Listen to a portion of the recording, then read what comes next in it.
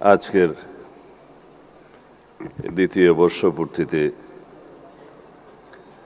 5ই আগস্টের এই দিনের এই অনুষ্ঠানে, জাতীয় অনুষ্ঠানে উপস্থিত প্রধান অতিথি গণপ্রজাতন্ত্রী বাংলাদেশের মহামান্য রাষ্ট্রপতি,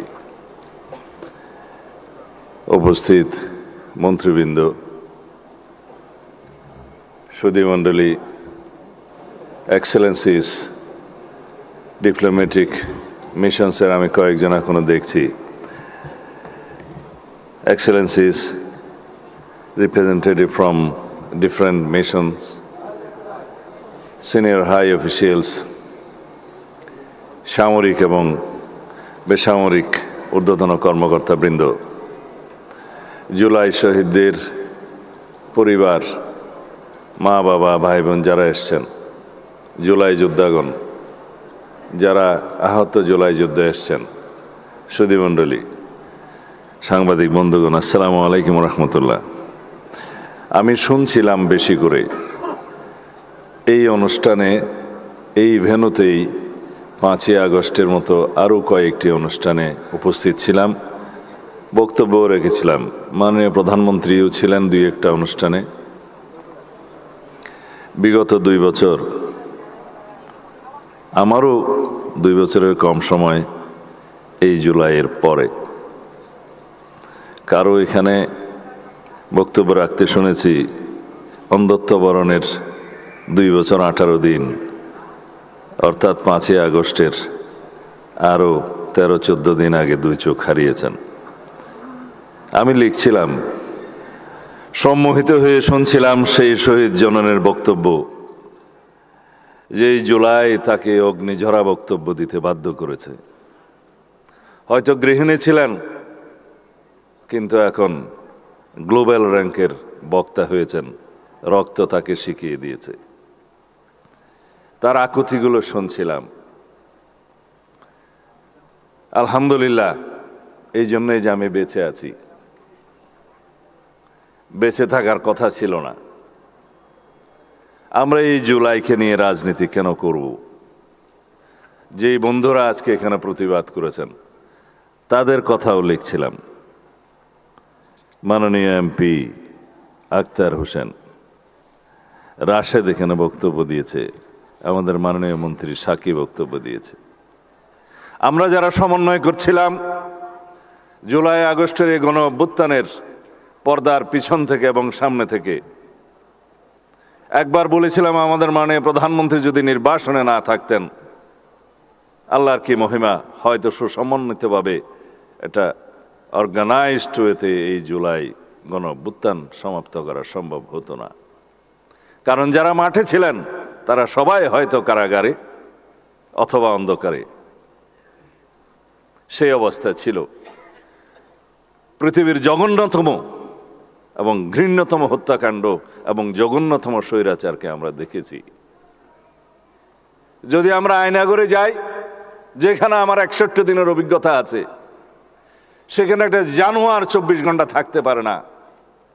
আমরা সেখানে থেকেছি।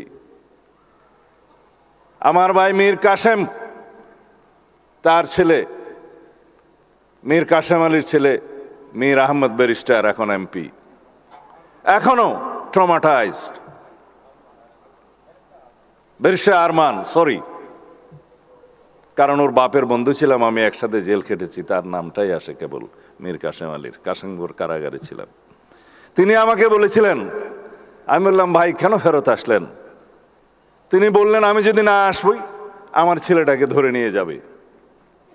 ফাঁসি তো তার হলো, কিন্তু ছেলেকেও তো ধরে নিয়ে গেল। আমি একটা জ্বলন্ত ইতিহাস, জীবন্ত ইতিহাস।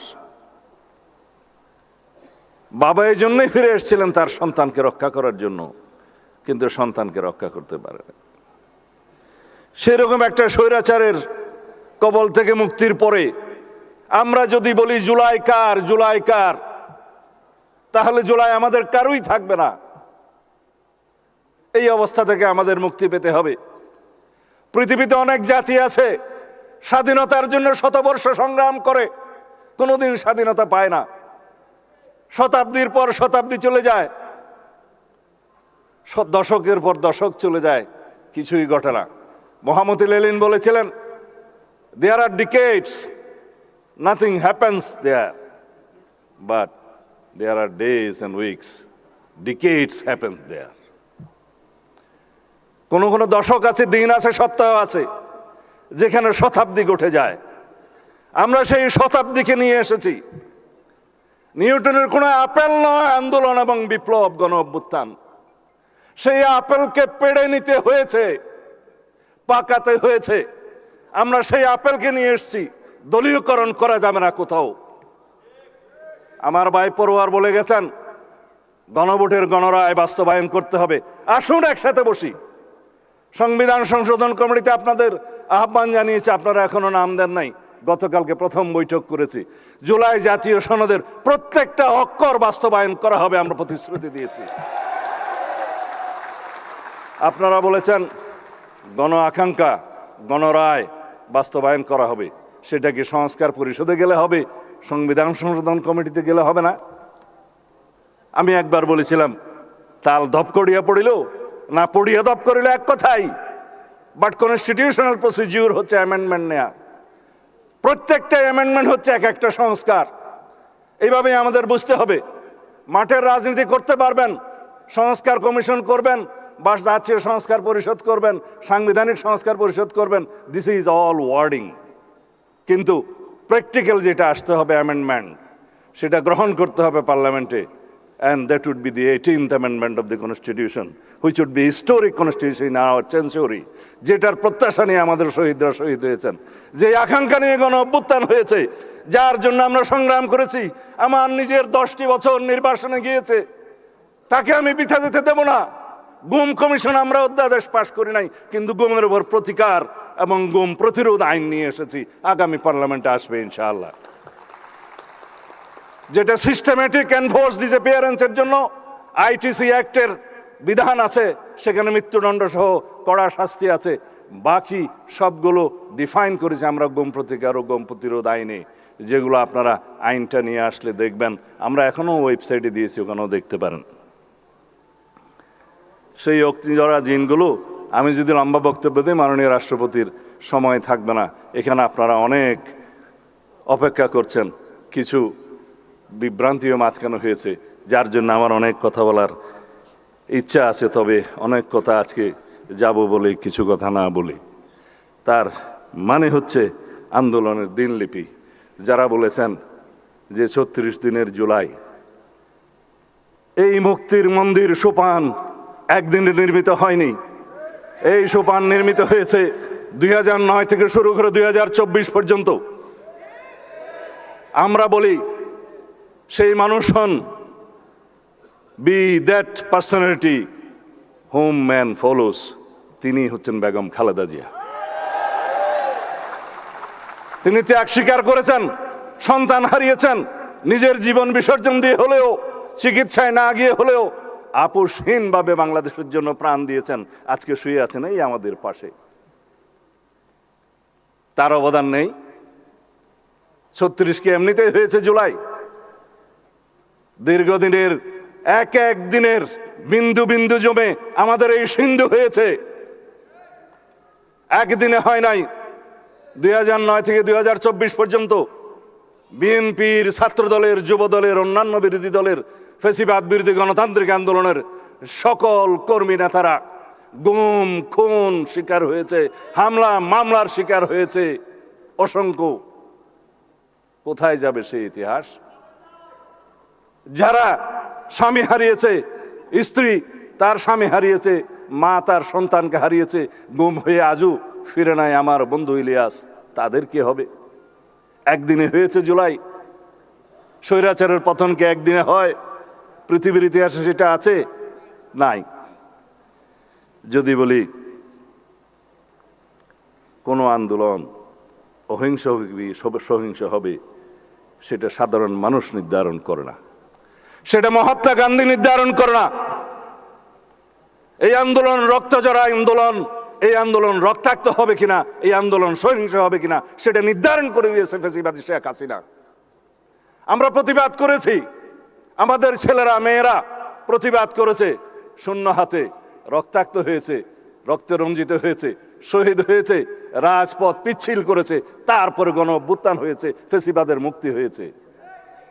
যখন কোনো আন্দোলন তার নিয়মতান্ত্রিক গণতান্ত্রিক পদ্ধতিতে পরিচালিত হতে দেয়া হয় না, তখন ইনএভিটেবল হয়ে যায়, অপরিহার্য হয়ে যায় সহিংস রক্তাক্ত আন্দোলনের। সেটাই হয়েছে বাংলাদেশে। 2009 থেকে 2024-এর সেই সোপানগুলো বাদ দিলে জুলাইয়ের 36 দিনে কি এই আপেল টপকিয়ে পড়েছে নিউটনের আপেল? না। বন্ধুদের বুঝতে বলবো, যারা জুলাই চেতনার উপর নির্ভর করে রাজনীতি করছে, সেই রাজনীতি করা যাবে না। 71-এর চেতনাকে বিক্রি করতে করতে ফ্যাসিবাদী শেখ হাসিনা দিল্লি যে বসে আছে।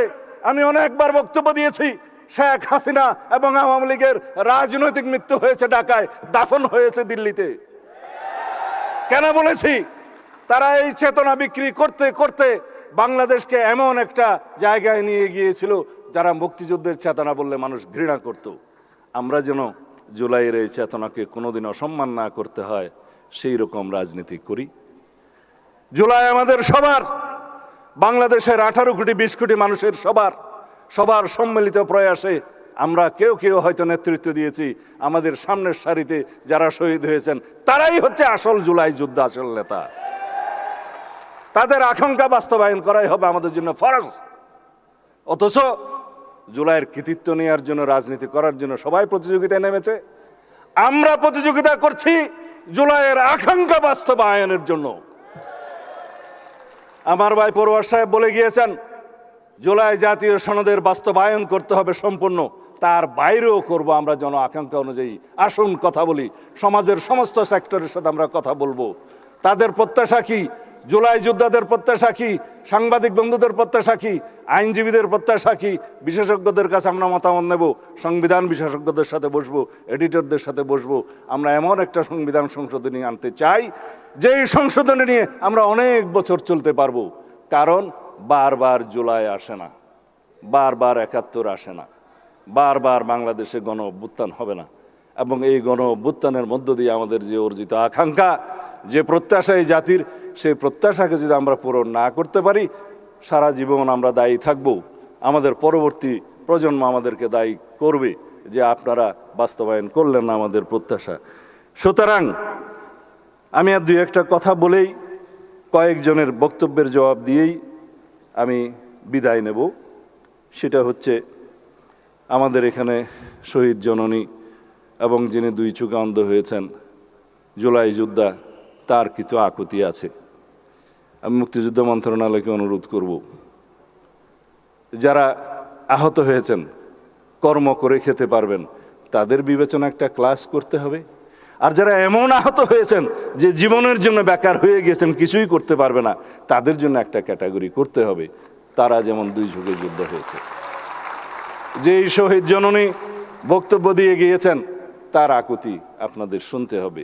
সবাই একই রকম ক্ষতিগ্রস্ত না। আমিও পার্লামেন্টে আপনাদের পক্ষে জবাব দিয়েছিলাম, ক, খ এবং গ শ্রেণীর অন্তর্ভুক্ত করে শহীদ, বেশি আহত এবং কম আহত, এইভাবে আপনারা পরীক্ষা করে দেখবেন। যারা তালিকাভুক্ত হতে পারে নাই, সেটা অবশ্যই আমাদেরকে তালিকাভুক্ত করতে হবে। আমি সবাইকে অনুরোধ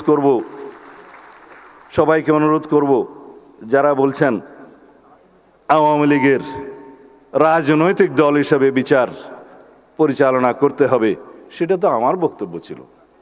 2025-এর 5ই ফেব্রুয়ারি প্রথম আমি এই দাবি তুলি প্রেস ক্লাবে, এখনো অডিও ভিডিও সব পাওয়া যায়।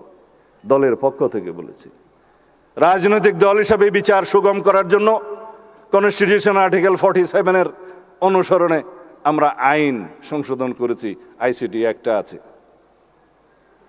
আমরা সেইভাবে ব্যক্তির যেভাবে বিচার করা যায়, এই মানবতা বিরোধী এবং গণহত্যার জন্য সংগঠনেরও সেরকম বিচার করা যায়। আদালত নির্ধারণ করবে আওয়ামী লীগের পরিণতি কী হবে। আমরা এক্সিকিউটিভ অর্ডারে যেমন কোনো রাজনৈতিক দলের নিষিদ্ধ ঘোষণা চাই না, কিন্তু বিচারিক প্রক্রিয়া অবশ্যই আদালত নির্ধারণ করবে এই আওয়ামী লীগের কী হবে। গণহত্যার জন্য যেই দল দায়ী, যেই দল মানবতা বিরোধী অপরাধের জন্য দায়ী, সেই দায়ী কতটুকুন সেটা তদন্ত হচ্ছে। আইসিটি কোর্টের যে ইন্সপেকশন টিম, তারা তদন্ত করছে, আমরা নির্দেশনা দিয়েছি, শেষ পর্যায়ে আছে। ইনশাআল্লাহ আওয়ামী লীগের রাজনৈতিক দল হিসাবে তাদেরকে কাঠগড়ায় দাঁড় করানো হবে এবং তাদের বিচার নিশ্চিত করা হবে। যারা আওয়ামী লীগের নেতাকর্মী ভাই বন্ধুরা মাঝে মধ্যে দিল্লি থেকে, মাঝে মধ্যে এখানে বনে বাদাড়ে আড়াল থেকে কিছু কিছু আওয়াজ দিয়ে থাকেন, মনে রাখবেন বাংলাদেশের মানুষ গণহত্যাকারী কোনো মাফিয়া শক্তিকে এই দেশে রাজনীতি করার জন্য আর অনুমতি দিবে না। দুঃস্বপ্ন দেখার দরকার নাই। আওয়ামী লীগের এত মুরদ নাই, মাঝে মধ্যে আওয়াজ দিতে পারে।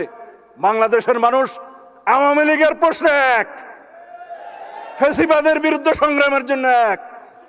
আমরা এই হাউজে পরস্পর তর্ক করব, বিতর্ক করব, জাতীয় সংসদে বিরোধী দল সরকারি দল আমরা বাহাস করব, কিন্তু যখন সওয়াল আওয়ামী লীগের আসবে তখন আমরা সমগ্র জাতি এক। আমরা ঐক্যবদ্ধ থাকব ফ্যাসিবাদের বিরুদ্ধে, এক প্রশ্নে আমরা ঐক্যবদ্ধ থাকব। এই জাতির সামনে কোনোদিন আমরা ফ্যাসিবাদের উৎপত্তি হতে দেব না, উৎপাদন হতে দেব না। কোন সরকার যাতে ফ্যাসিবাদী আচরণ না করে সেই জন্য জুলাই জাদুঘর আজকে রেখে এসেছি। ওখানে যেয়ে দেখে আসবেন, সবক নিয়ে আসতে হবে সমস্ত সরকারকে, যাতে কোনো সরকার ফ্যাসিবাদী আচরণ না করে। সেই জন্য ওইটা আমরা জীবন্ত জাদুঘর হিসেবে রেখে দেব। ধন্যবাদ আপনাদের সবাইকে।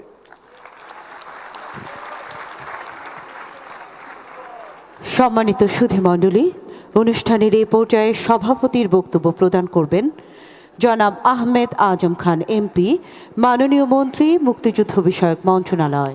Ladies and gentlemen, now the chair of today's ceremony, Mr. Ahmed Azam Khan, Member of Parliament, Honorable Minister, Minister of Liberation and War Affairs, is requested to kindly deliver his address.